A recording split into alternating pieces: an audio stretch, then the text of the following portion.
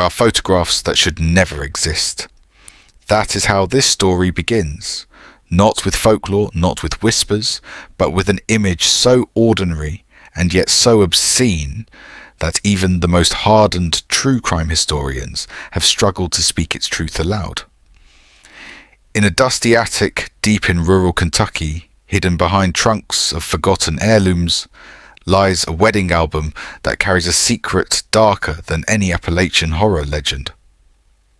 At first glance, it looks like the innocent joy of 1920s America.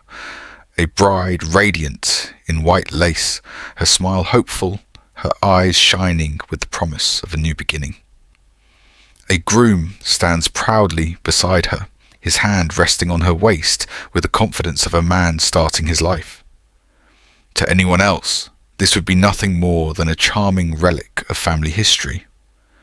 But the truth buried in that photograph would shatter every assumption you hold about human decency. Because this woman did not just marry into her family, she married her own blood. She married her brother. And here lies the hook that grips you. This was not a desperate mistake born of isolation or madness. This was planned.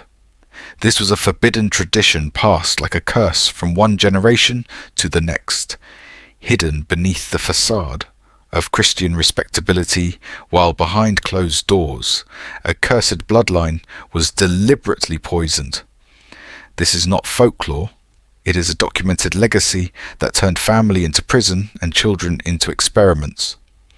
Tonight, we will tell you about the Bramwell family of Eastern Kentucky, a name etched into America's dark history. By the time the truth surfaced, the damage was irreversible. Generations of children had already paid the price, tiny graves scattered through the Appalachian hills, small bodies marked by deformity, illness, and suffering. This is not just about forbidden love or rural secrecy. This is about a family that chose destruction, binding themselves to a nightmare of their own making. And at the centre of it all was one photograph, the smiling faces of Sarah Mae Bramwell and her brother Thomas, symbols of a Kentucky mystery that still haunts the mountains to this very day. Imagine an old attic in rural Kentucky, its wooden beams sagging under a century of dust, where trunks of forgotten belongings sit untouched for generations. Inside one of those trunks lies a wedding album that no historian, no true crime researcher, no casual family genealogist should ever want to open. At first glance, it is beautiful sepia tones, capturing the glow of a young bride in delicate white lace, her smile filled with hope, her eyes glittering with innocence. Beside her stands the groom, broad-shouldered, proud, his hand gripping her waist with the confidence of a man beginning a new chapter. It looks like the perfect slice of 1920s Americana, the kind of photograph you might frame on a mantle or tuck into a family Bible. But this photograph is a lie, because what it shows is not love, not new beginnings, but the darkest of betrayals. The woman in the picture was Sarah Mae Bramwell. The man beside her was her brother Thomas. And what looks to us like a celebration of unity was in truth the latest chapter in a forbidden family tradition so twisted it became a curse passed down for nearly a century. This was not an accident of rural isolation, not the product of madness or desperation. This was planned. The Bramwell bloodline had cultivated this practice with the precision of a ritual, cloaking it under the language of purity, while outside the Appalachian hills, whispered with rumours they never dared confirm. This was a cursed bloodline, a deliberate choice to marry brother to sister, to keep outsiders away, to convince themselves that what they were doing was noble, even holy. Beneath their Bibles and their hymns, they were rewriting the rules of family into something monstrous. And here's the chilling part. By the time outsiders discovered the truth, it was already too late. Generations of children had already paid the price, infants born with twisted limbs. Children who never learned to walk, siblings who never lived to see their 5th birthday. Graves scattered across the Kentucky hills became silent witnesses to the consequences of what the Bramwells called purity. Yet the family pressed on, insisting that suffering was sacrifice, and sacrifice was evolution.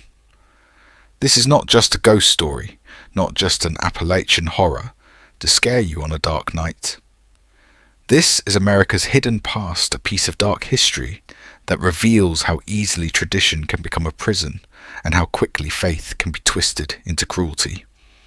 And it all begins with a single photograph, smiling faces, hiding a truth so grotesque it still echoes through Pike County, Kentucky. Look at it long enough and you begin to wonder how many other families buried in the hills carried secrets just like this one. How many Kentucky mysteries were never captured on film, and how many cursed bloodlines remain hidden, waiting to be uncovered. Every cursed bloodline begins with one decision. In the year 1847, a man named Jeremiah Bramwell walked out of Virginia carrying more than just a suitcase. He carried a scandal so poisonous that his community wanted it erased from memory. According to fragile courthouse records, Jeremiah had been quietly asked to leave after whispers surfaced that he had crossed a line no man was supposed to cross. His closest confidant, the woman neighbours saw leaving his cabin at night, was not a wife, not even a cousin. She was his sister, Rebecca. In polite society, this was unspeakable. In the law, it was unforgivable. But Jeremiah did not flee out of shame. He fled because he wanted freedom, the freedom to keep doing what everyone else called a sin. He chose the Appalachian hollers of Pike County, Kentucky, a place where neighbours lived miles apart, where questions weren't asked, and where secrecy was as natural as the forest mist. Here, in this forgotten corner of America, he believed he could rewrite the rules. He didn't see himself as a fugitive. He saw himself as a pioneer of something darker, a man chosen to prove that purity meant blood, unbroken by outsiders. To Jeremiah, outsiders were contamination, strangers were danger, and only by keeping his bloodline clean could his family survive the modern world. This was not madness in his eyes. It was strategy.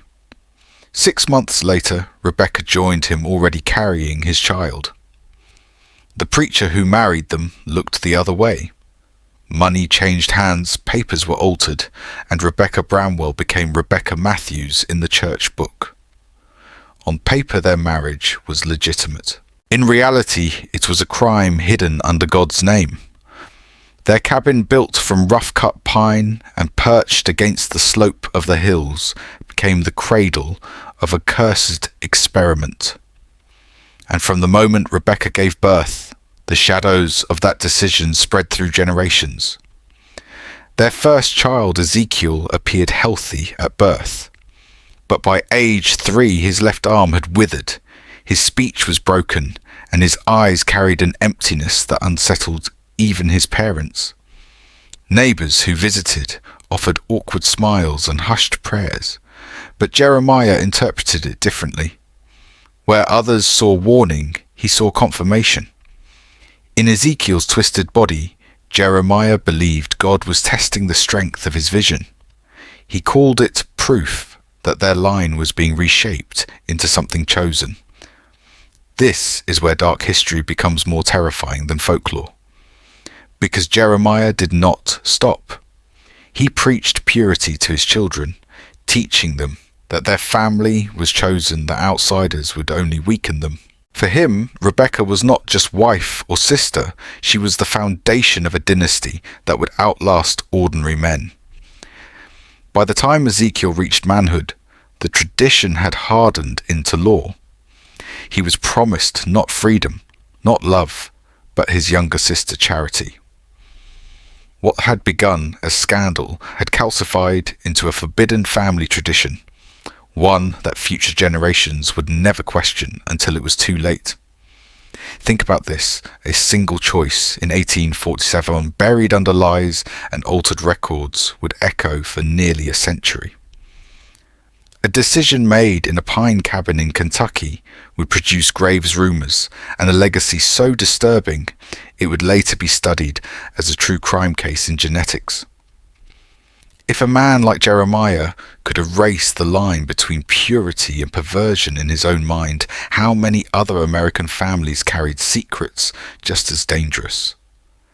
How many Kentucky mysteries never left the attic? Some families passed down heirlooms. The Bramwells passed down a curse. By the time Ezekiel Bramwell reached manhood in the 1870s, his father's twisted doctrine was no longer a scandal, but a commandment carved into the family soul. Ezekiel did not dream of choosing his own path. He had been promised his younger sister Charity since childhood. Their marriage was not about love, it was about obedience, about honouring a vision that had already poisoned 2 generations. Neighbours whispered but dared not confront them. In the isolation of the Appalachian hills, silence was survival, and the Bramwells thrived on silence. When Charity gave birth, the silence shattered. Not 1 child, but 3 arrived triplets whose existence revealed the price of this forbidden family tradition. Samuel the firstborn never stood on his own feet, condemned to crawl like an animal across the cabin floor. Ruth II carried her heart on the wrong side of her chest, a defect that claimed her life before she turned 5. And then came the 3rd, Morai. Unlike his siblings, Morai did not wither. He absorbed everything. By age 3, he read scripture fluently. By age 5, he could calculate numbers that startled his teachers. And by age 10, he spoke of ideas no child should ever entertain. Where others saw tragedy, Morai saw design. In the broken bodies of his siblings, he saw what he called proof of concentration, as though the suffering of the weak existed to feed his own strength. This is where dark history becomes more terrifying than fiction, because Morai grew to believe he was chosen. He took Jeremiah's crude obsession with bloodline purity and transformed it into something that sounded almost scientific.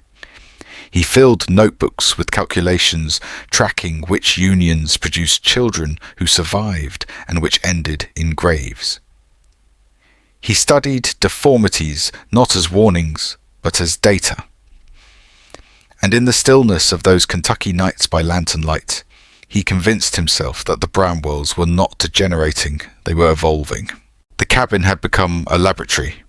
His sister-wife Temperance bore him 7 children in 12 years. 3 died before their first birthday, their bodies too fragile to endure. 2 survived but lived as invalids, trapped in twisted forms that robbed them of independence. To the outside world, these would have been unbearable tragedies. To Morai, they were entries in a ledger. Every infant was an experiment. Every grave was a calculation. His children were not sons and daughters, they were trials in a genetic experiment he believed would carry the family to transcendence. And yet within that cruelty lay his triumph, 2 surviving children, Thomas and Sarah May. Thomas, born in 1896, was strong, physically unbroken, but hollow, devoid of warmth, shaped by a childhood of drills and expectations. Sarah May, born 2 years later, seemed ethereal, her beauty unearthly, her voice soft, her presence mesmerizing. But beneath her surface lay emptiness. She had never been allowed to imagine a future of her own. From birth, she was told she belonged to Thomas. Their lives were scripted long before they understood what marriage even meant. The family no longer lived like neighbours. They lived like prisoners of their own doctrine. Outsiders who wandered too close left quickly unsettled by the lifeless eyes of children and the oppressive silence of the Bramwell homestead. The hills whispered that the Bramwells were cursed, a Kentucky mystery no one dared solve. And still Morai smiled, convinced he was guiding his people toward perfection. Here lies the danger of belief turned into law. When suffering is no longer seen as tragedy, but as progress, there is no limit to what can be justified. Morai was not just a patriarch. He was a scientist of nightmares, a man who saw humanity as clay to be moulded no matter how much blood it cost. And with Thomas and Sarah May, he believed he had found the perfect clay. The year was 1921 and the stage was set for a wedding that would make the photograph in that attic possible. But what Morai could not see, what he refused to admit, was that every step toward his vision carried the family closer to extinction. What happens when tradition destroys truth? The spring of 1921 should have been a season of hope in the Kentucky mountains, but for the Bramwell family, it was the climax of a century-long nightmare. In a cabin lit by oil lamps and decorated with fading lace, Sarah May Bramwell, 23 years old, stood in her grandmother's altered wedding dress. Her cousins pinned her hair and whispered with excitement, pretending this day was like any other bride's. But it was not, because the man waiting at the altar was her brother Thomas, the partner chosen for her since the day she was born. The ceremony lasted less than 10 minutes. A local preacher paid generously to keep his mouth shut, avoided saying their shared last name. Papers were signed, a photograph was taken, and Sarah May Bramwell became Sarah May Bramwell once more. It was the perfect illusion, an ordinary wedding, hiding a forbidden love, a cursed bloodline disguised as Christian respectability. Outside the hills were quiet. Inside, a family congratulated itself for fulfilling its destiny. But the illusion broke almost immediately. Within months, Sarah May was pregnant, and Morai the patriarch hovered like a scientist over his greatest experiment. He kept detailed notes on her symptoms, her cravings, even her dreams, convinced that this child would prove the family's transcendence. He called it the pinnacle of concentrated blood, the key to evolution.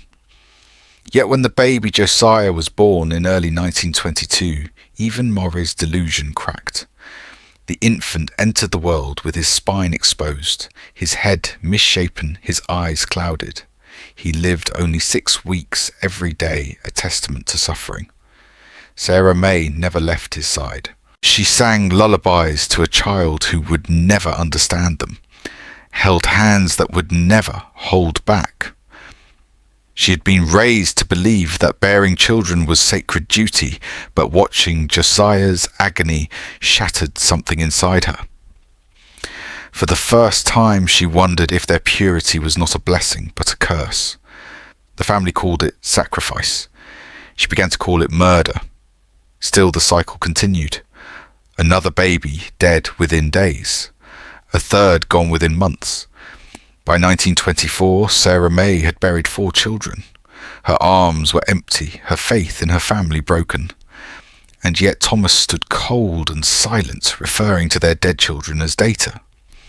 He told her their pain was not in vain, that every lost life was a step closer to perfection.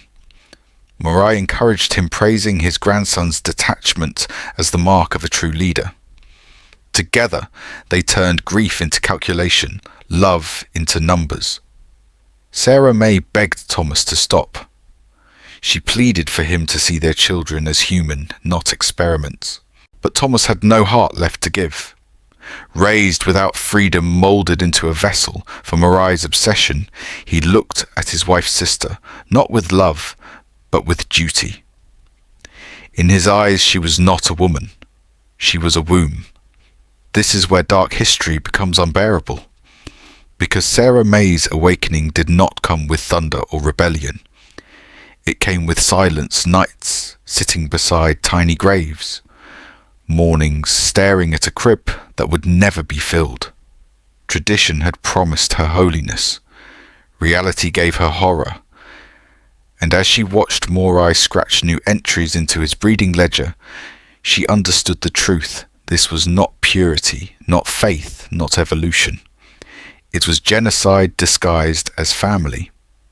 If suffering could be rebranded as progress, if children could be reduced to data, then how easily could any belief anywhere justify its cruelty? That question is what makes the Bramwells more than a Kentucky mystery. It makes them a mirror of America's hidden past, a reminder that when reason is broken and belief is absolute, anything can be excused, no matter how monstrous. And still, even after the graves, even after the tears, Sarah May's body carried one final secret. A decision that would either end the curse or destroy her with it. Some curses do not end with death. They echo. By the winter of 1925, Sarah May Bramwell had seen enough graves to fill a lifetime. Her arms were tired from carrying coffins the size of bread boxes. Her voice hoarse from singing lullabies to children who never lived long enough to understand them. That winter she made the unthinkable choice. She would not bring another child into this world. For the first time in nearly 80 years of Bramwell history, a woman refused to continue the cycle. And in that refusal, the curse began to crack. But silence alone was not enough. Sarah May began speaking in whispers to outsiders, people her family had spent decades avoiding. One of them was Dr. Marcus Webb, a physician from the county seat. He had treated sick Bramwell children before, puzzled by the unusual defects that never seemed to appear elsewhere. With Sarah May's broken confessions, he finally understood. This was not random misfortune. This was a deliberate experiment, a genetic nightmare disguised as tradition. Her testimony shocked him. For every child with extraordinary memory or uncanny instincts, 10 more had died in agony. For every whispered claim of gifts, dozens of lives had been destroyed. What had been told as a story of purity was in truth a history of calculated cruelty. By then, the Bramwell house was nearly empty. Thomas Sarah May's husband-brother withdrew into silence. His body began to betray him, crippled by the same hereditary illnesses that had plagued so many of his kin. In 1926, he was found dead in the barn alone, his life ending, not as a patriarch, but as a shadow of his family's sins. 2 years later, Morai followed, clutching his breeding ledgers until the end.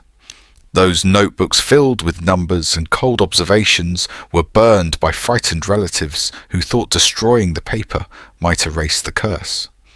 But the graves remained carved with the same last name over and over, silent markers of a legacy no fire could destroy. Sarah May lived until 1934, never remarried, never bore another child. She spent her remaining years warning others, travellers, preachers, neighbours, about the dangers of genetic isolation, about the lies tradition can tell. Most dismissed her as a bitter widow. But some listened, and those who did never forgot the haunted look in her eyes. This is the part of America's hidden past that textbooks never teach. Because the Bramwells were not monsters in fairy tales. They were ordinary people who convinced themselves that suffering was sacred. They lived in cabins that still rot in the Kentucky hills. Their children's graves can still be found if you know which valleys to search, and their story survives not because they were exceptional, but because they were not. They were proof of how easily faith can be twisted, how quickly family can become prison, how tradition can mutate into terror. The Bramwell saga is now studied in genetic counselling as a warning, a case study of generational trauma. But outside of classrooms, it lingers like a ghost story, a Kentucky mystery whispered in attics and cemeteries. It reminds us that the most terrifying monsters are not the ones we invent, but the ones who believe their cruelty serves a higher purpose. So the next time you see a family photograph smiling, faces frozen in time, ask yourself what secrets hide behind that smile, what traditions, what lies, what curses might still echo through the bloodlines of America's dark history. The curse of the Bramwells ended in their graves, but the echo belongs to us. We have walked through 80 years of silence, deception, and deliberate cruelty, and what we've uncovered is not just a family tragedy. It is a warning. The Bramwells convinced themselves that pain was progress, that sacrifice was purity, that blood could become a prison. And if their story feels like an Appalachian horror confined to the past, think again. Because the danger was never just in Pike County, Kentucky. It lives wherever people believe suffering is justified by tradition or cruelty is excused by faith. The photographs in that attic no longer smile. They accuse. Every tiny grave, every ledger line written by Murray, every lullaby Sarah May sang to children who never had a chance, those echoes belong to us now. This is not just a Kentucky mystery. It is America's hidden past, and its lesson is brutally clear. When belief overrides compassion, the cost is always human. So here is the question I leave you with. If you were born into the Bramwell bloodline, would you have had the strength to break the curse? Or would the weight of generations have broken you first? That is not just a question for history, it is a question for all of us. If this story unsettled you good, that means you're listening. Now I want to hear you. Tell me in the comments. Could you have escaped the Bramwell curse, or would you have been trapped by it? Your thoughts keep these voices from being buried a second time. And if you believe stories like this should never be forgotten, make sure you subscribe so you don't miss the next descent into dark history. Save this video to revisit the details, share it with someone who still believes tradition is always sacred, and let the discussion continue long after the screen goes dark. Because in the end, history only haunts us if we refuse to face it. The Bramwells are gone, but their shadow remains, and it is up to us to decide whether we learn from it or repeat it. The photograph in that attic has spoken. Now it's your turn.